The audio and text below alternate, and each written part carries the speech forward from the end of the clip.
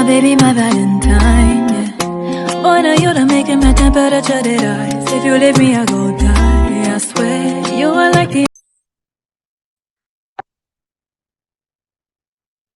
Hi guys, my name is Nonima Tigela. Welcome to my YouTube channel. So today I want us to talk about Judge Ratha. Hi Bo, Judge Ratha, guys. He really shocked me today. I'm gonna put a clip so that you guys can see for yourself. I did not understand. Judge Ratha Mukwatleng, this is the second time I'm hearing him asking for the details of the witness. If why? He asked for the name of the commander. He was intentional when he was doing that situation. That is what is irritating me, guys. What is irritating me, it's because Judge Ratha Mukwatleng knows that what is irritating for me, guys, is that Judge Ratha Mukwatleng knows that the Senzo Meyiwa murder trial, the entire case is problematic. People died because of this case. Yet Judge Ratha wants people's names to be out there way before they come to court. Who are they?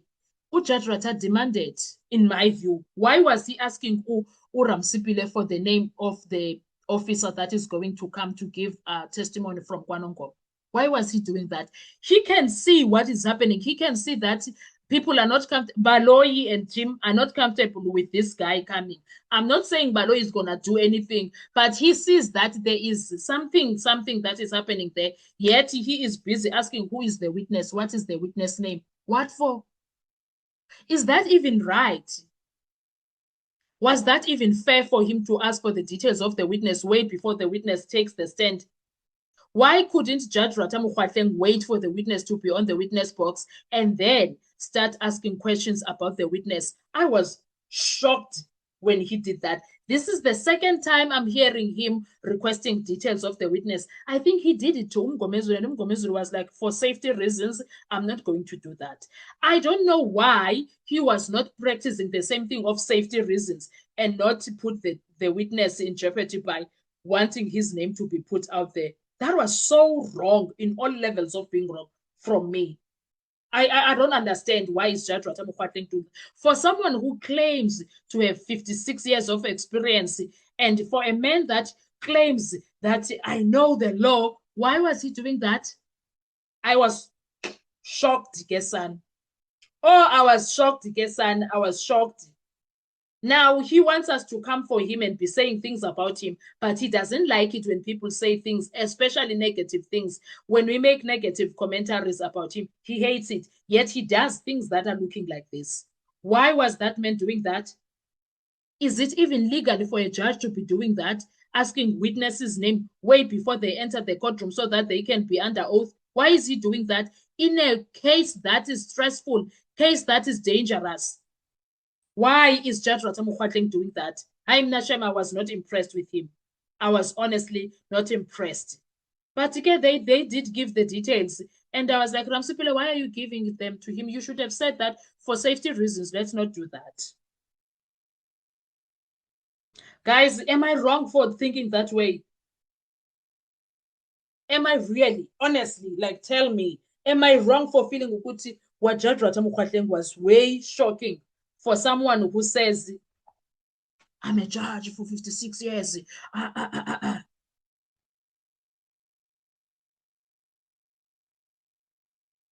No, man, that was...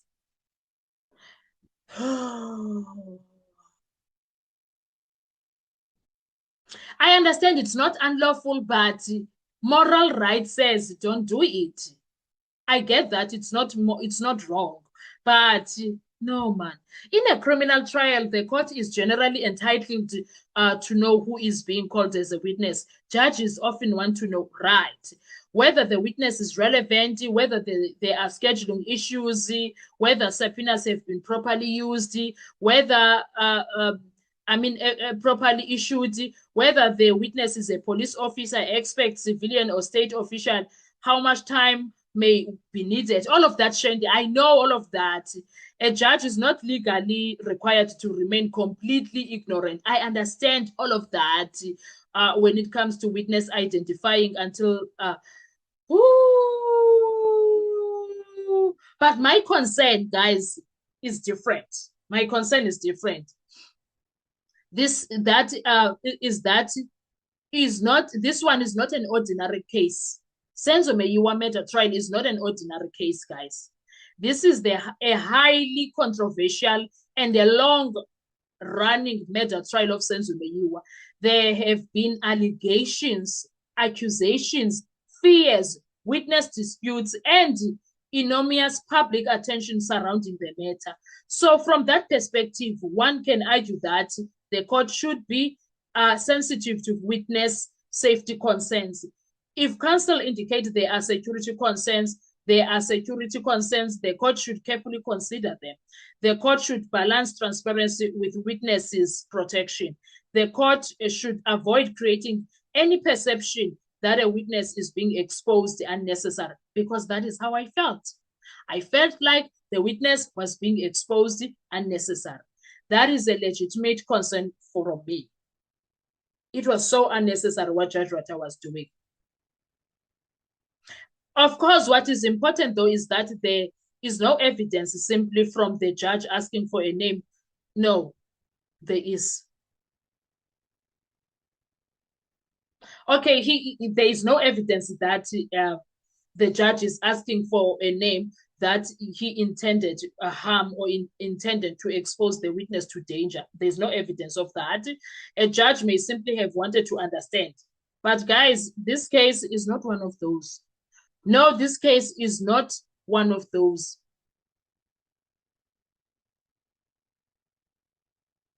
No, guys. No, no, no, no, no, no, no, no.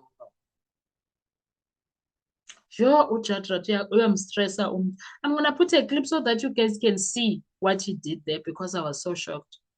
Oh, Sanalam, I was so shocked with how he handled that situation. And I do not want to lie. I do not want to lie. I think Ramsipule should have respectfully said, my lord, because of security concern, I would rather, or I would prefer not to place the witness's identity on the public record at this stage. I can provide the information in chambers or through another mechanism. He should have done something. And then the judge would have had to decide whether the request was justified or not. But Judge Rata, we are one two. I do not want to lie. We are one two. Some I did not understand why he was doing that. Honestly, I do not understand. Guys, Lily Judge. Oh. Let's pray that Ugai will be okay. Let's just pray that Ugai will be okay. That's it. That's it. Let's pray Ugai is going to come tomorrow and everything will be fine.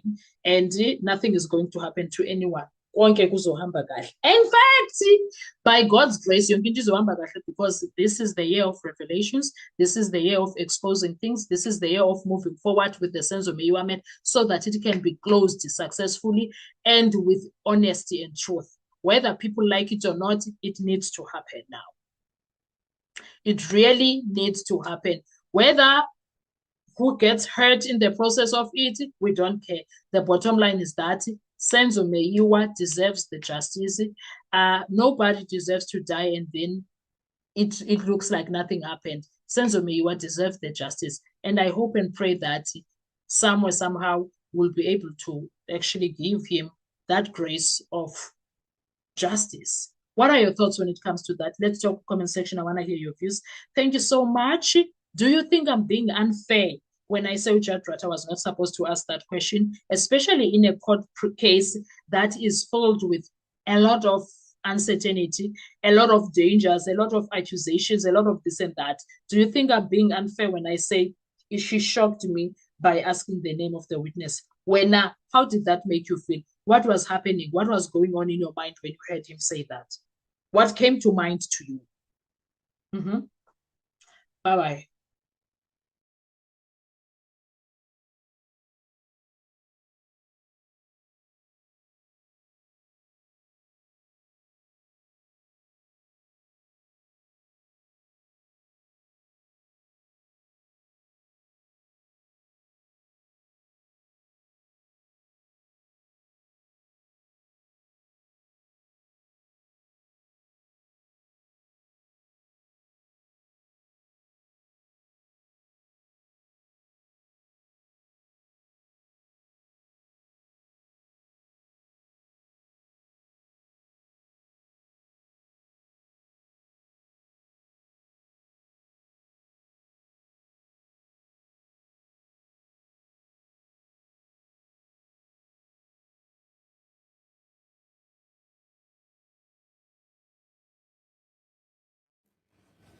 I think, my lord, they are based at the Serious and Violent Crime Unit in KwaZulu-Natal Provincial Office of the SAPS.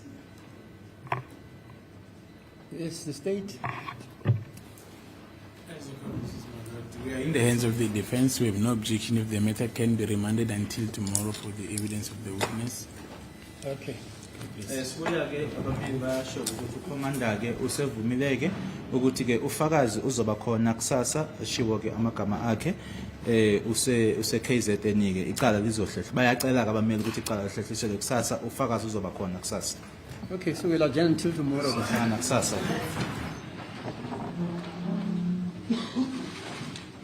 Oxygen I need to survive.